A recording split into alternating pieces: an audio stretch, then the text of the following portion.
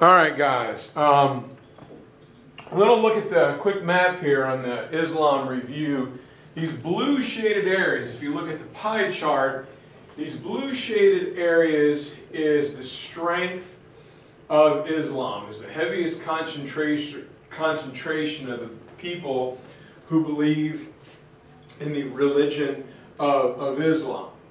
And it starts in the Arabian Peninsula, what we know today mainly as Saudi Arabia. And at the beginning you have this, if you think back to ancient Mesopotamia, you have the crossroads of the world where Africa, Asia, and Europe meet. So it's going to be right here in these old ancient trade routes. The Trans-Saharan trade route in Africa, the sea routes of the Mediterranean and the Byzantine Empire, and the old Persian Empire and the Silk Road. Everything connects right here. The spice route, the Silk Road, the Trans-Saharan trade, gold salt routes, all connects right here. So throughout history, Arab merchants are going to be that middleman, that link pin, bringing in goods and ideas from all three continents. And as a result, the city of Mecca in Saudi Arabia becomes a big trading town, a big market. It's on the north-south, east-west trade routes. And in Saudi Arabia, in Mecca, is a large black stone known as the Kaaba. And around the Kaaba, a market grew up, and many people, many businesses put out the different idols of the different many polytheistic gods and goddesses from Africa, from other parts of Asia. So it was a one-stop area where you could come, buy, sell, and trade your goods and worship. Since so many people came there, they had to make it attractive for everyone. And at this time, in the Middle East, people know about the monotheistic religions of Christianity coming from Judaism over in Jerusalem. And then in the same area, 600 years before, is the birthplace of Christianity. So too, the foundational monotheistic religion, and on top of it is built Christianity. But a lot of people in the different continents still believed in these many polytheistic gods. So, how does Islam begin? Well, as near as we can tell, the Prophet Muhammad was born in the year 570. And it is at this time that the Arabic tribes, many of them are Bedouins. It means they're traveling constantly through the desert. And in the Kaaba, a lot of the tribes, as well as other people, would come to the Kaaba to worship, and there were over 360 different types of idols, gods and goddesses in and around the city. And Muhammad is born very poor, and he's orphaned very young. He grows up to, work in a, say middle-class, merchant operation where he does a lot of the grunt work, the loading and the unloading of the cargo.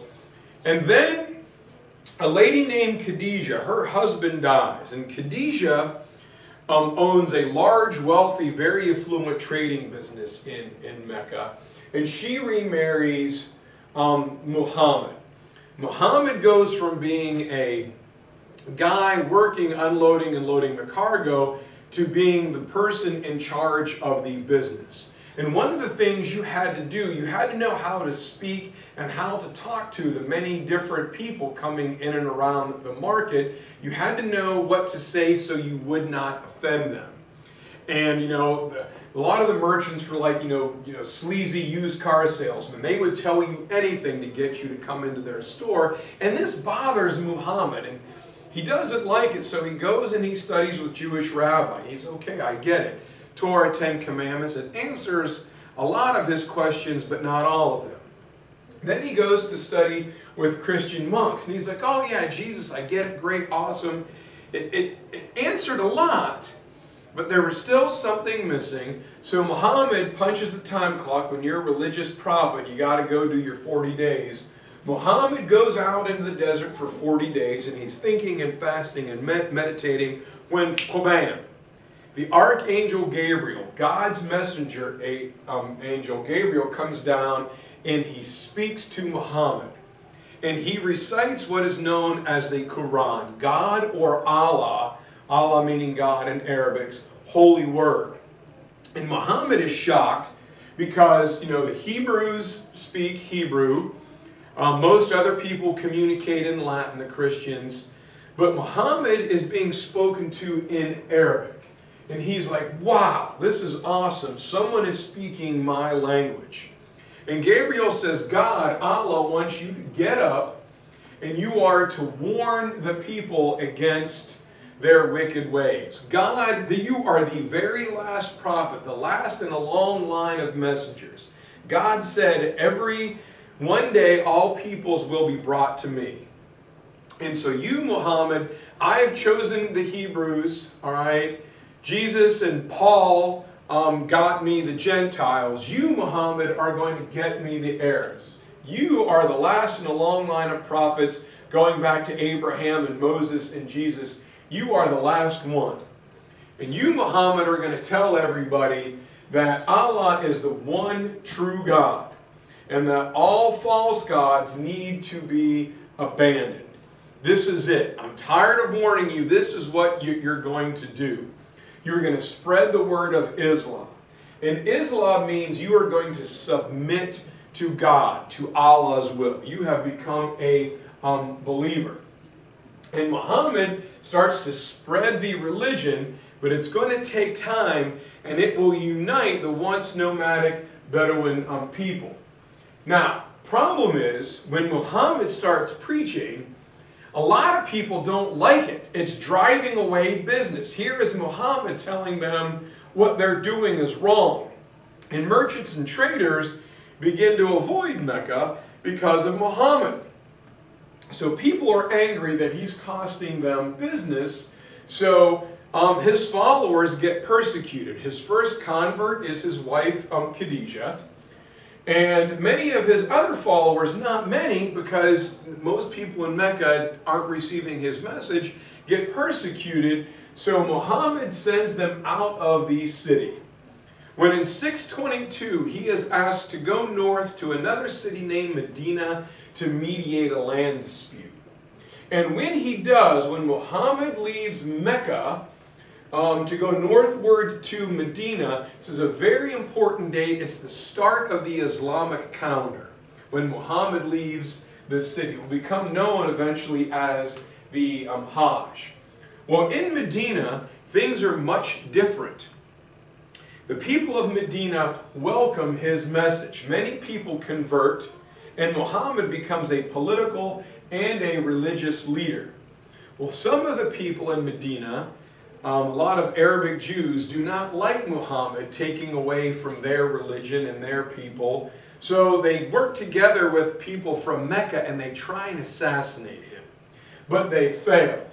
And so Muhammad and his followers spend the next 10 years attacking trading caravans going in and out of Mecca, slowly economically crippling the city. And then Muhammad returns to Mecca in 632. And here he sets a precedent. The nature of the religion is forgiveness. So he forgives the people of Mecca for trying to assassinate him. And he welcomes them into the larger Islamic family known as the Ummah. No longer are your loyalties just tribal to your Bedouin tribe. Once you become a Muslim, you join the Islamic family. Now, Muhammad will die or ascend, depending on your beliefs, 2 years later. But by this time, the Arabian Peninsula is beginning to be unified under the new religion of Islam. And part of the reason why it is successful and spread so far, so fast, is that the teachings, the practice, is not very difficult. In Islam, there is only one God, and that is Allah. He is the one true, all-knowing, all-powerful God. Allah. Muslims believe that Muhammad received the message known as the Quran, God's holy word, from Gabriel, and it went straight to Muhammad. So for a long time, the message of Islam was broadcast orally. After Muhammad will die or ascend, his believers will write down everything he said and everything it heard. And it becomes known as the Quran, or the Holy Book of Islam. But it's important to point out that many of the Old and New Testament prophets are the same. Muslims believe in Abraham. They know about Noah. They know about Moses. They know about Jesus, but Jesus is not seen as the Son of God. Instead, in Islam, he is another prophet like Muhammad. But now it's written down. And here are the rules. Salvation comes to those who can do a couple quick things. Number one, you cannot eat pork. Pork was seen as a dirty animal. A plague or disease broke out, it was believed, from pigs, so you can't eat pork. Alcohol is strictly forbidden, as is gambling. There is a proper way to conduct yourself in the eyes of Allah.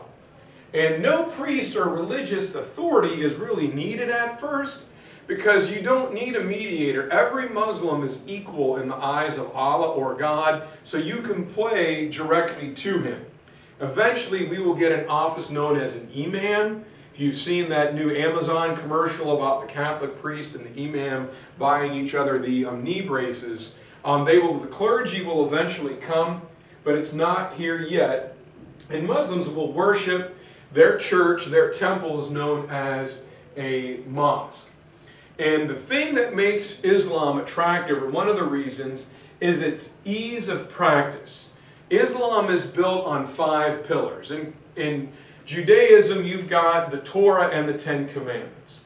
In Christianity, you've got the Torah, you've got the 10 Commandments, and you've got Jesus' precedents and his parables and his Sermon on the Mount. Well, in Islam, number one is before you pray, you've got to ask forgiveness. You've got to make a profession of faith. You know, there is only one God, all right? No God but Allah. Allah is the one true God, and you have to ask forgiveness for your sins before you worship. Muslims must pray 5 times a day, and you face in the direction of Mecca. You pray at dawn, you pray around noon, you pray 3, 4 o'clock in the afternoon, at sunset, and sometime between sunset and midnight. And as you can see, everyone does it at the same time. So you profess there's only one God but Allah, you pray 5 times a day, and because, remember, Muhammad grew up an orphan and very poor, and Khadijah was a widow, good Muslims are supposed to tithe, or give a portion of their income to help the less fortunate, especially the sick, the orphans, and the widows. That's pillar number 3. Pillar number 4 is the practice of Ramadan. If you remember the story about my buddy Wael and training camp, when Muslims during the month of Ramadan cannot eat food or drink liquid during the entire month of Ramadan. It's the way they prepare, renewal, ask forgiveness, to simulate what Muhammad went through out in the desert. And last but not least, in this big photo, this is the pilgrimage known as the Hajj, to simulate Muhammad leaving Mecca for Medina. Once in your life, if you are able, it is the one that is totally not required. If you are able, once in your life, you are expected to travel to Mecca and march around the Kaaba. After Muhammad dies, the Islamic community needs a leader. They're facing their first big test. What do? And now, Muhammad is gone. Muhammad received the message, but the new Islamic leader is known as a caliph, who is a political and a religious leader. So Islam is going to be governed by a strict theocracy. And eventually, we'll get to it in a second, the first 5 caliphs, nobody has a problem listening to them.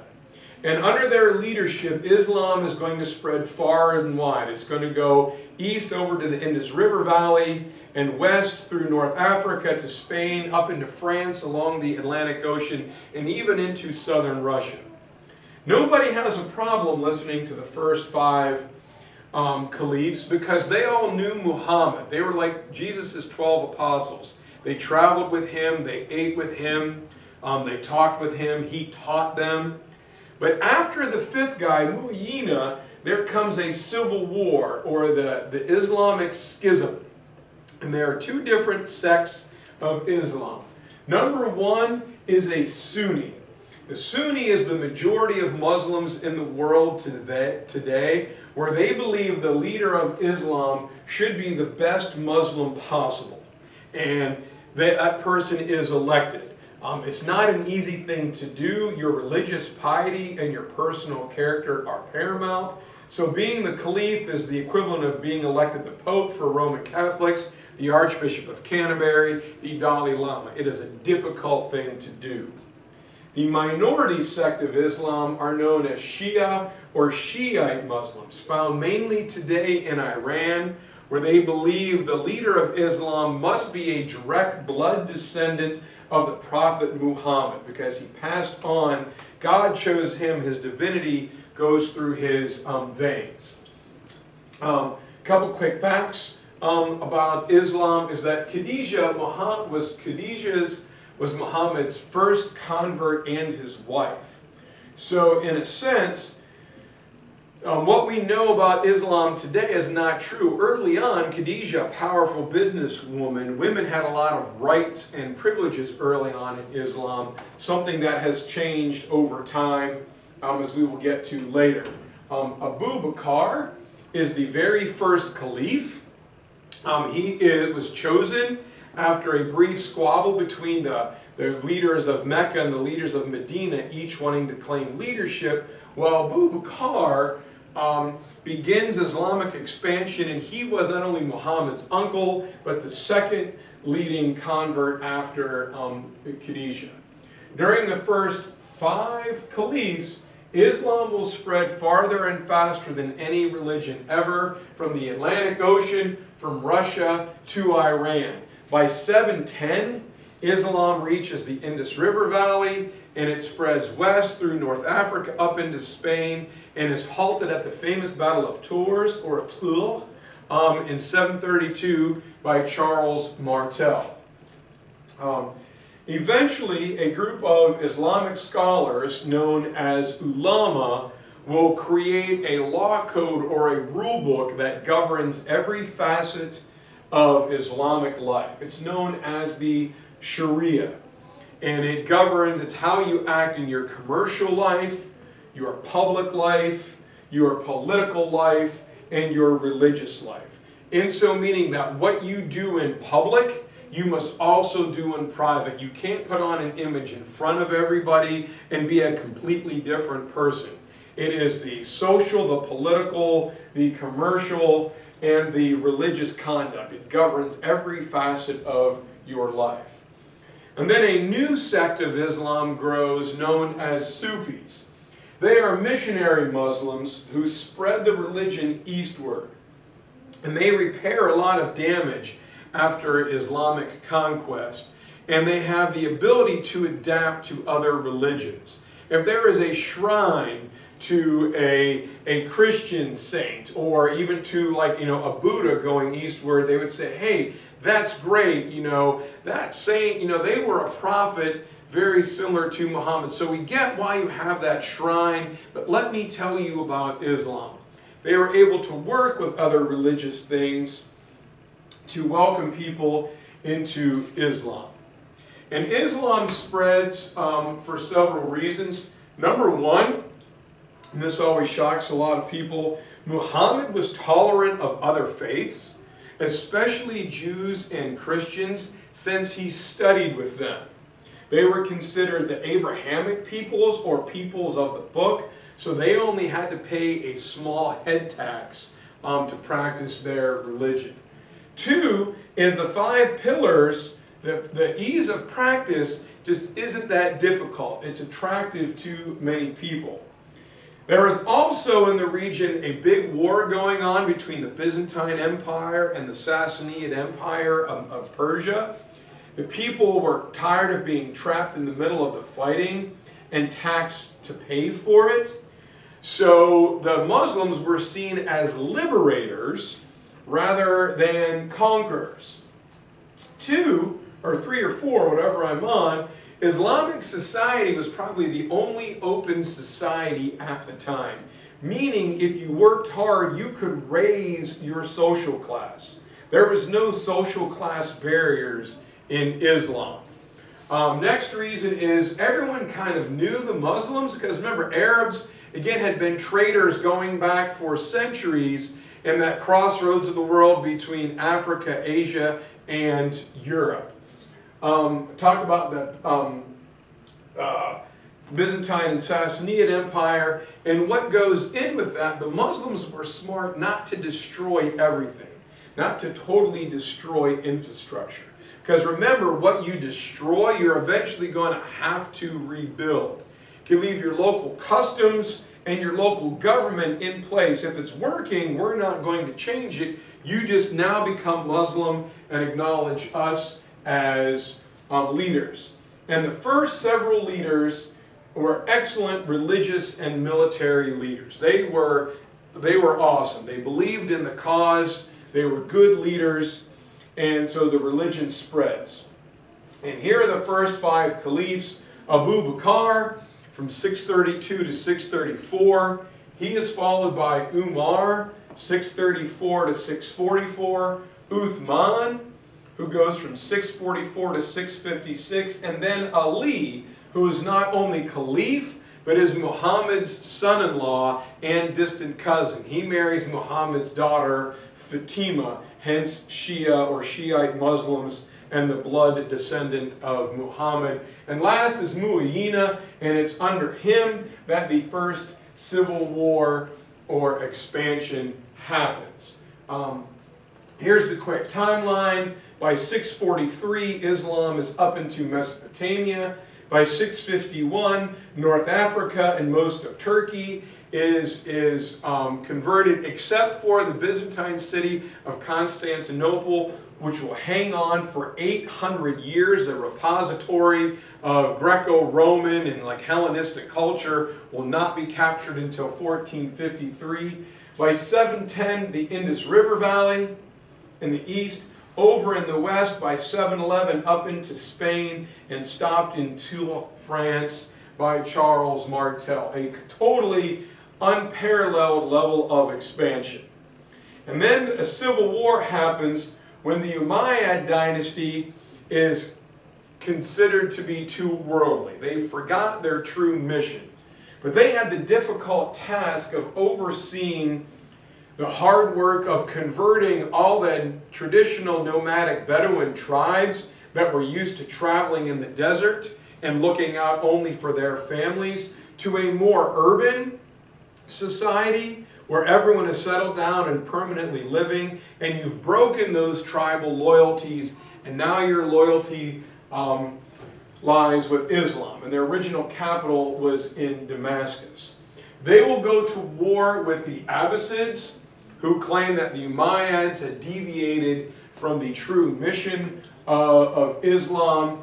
The Abbasids will eventually win and move the capital to Baghdad, Iraq, and the Abbasids will be in power almost up until about 900 to 100 years or so before, 200 years before the Crusades.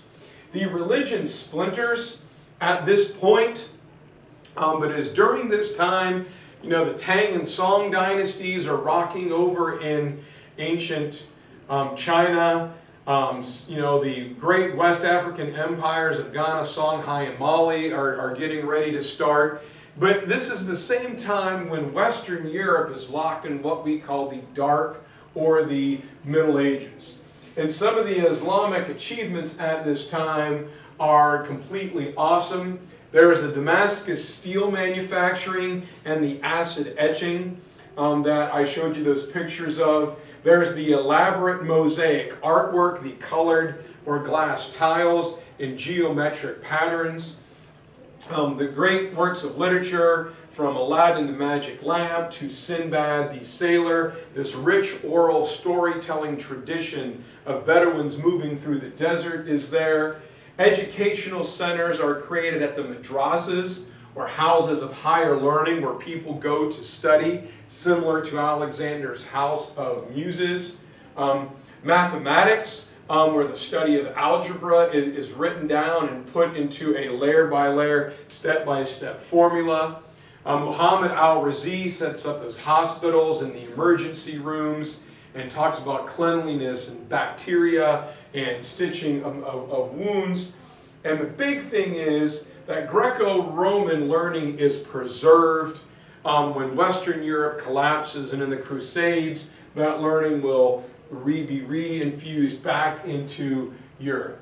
So anyway, so by the time Muslims are done, we're from here in Spain, across North Africa, all the way over to the Indus River Valley. The bright dark orange here, I should say, is the original expansion. The lighter orange is up to 661, and the yellow goes from Atlantic to the Indus River Valley. And there are some of the pictures I showed you, the Damascus steel, the books of Sinbad, the tower and the minaret changed more Hellenistic with for the Muezzin to lead the call to prayer, the Hagia Sophia, the towers and the domes, and over here the Mosaic Ark. So that's a quick dirty review of early Islam. Please watch it as you do your test. Use it as a resource if you need to. I'll see you guys Monday.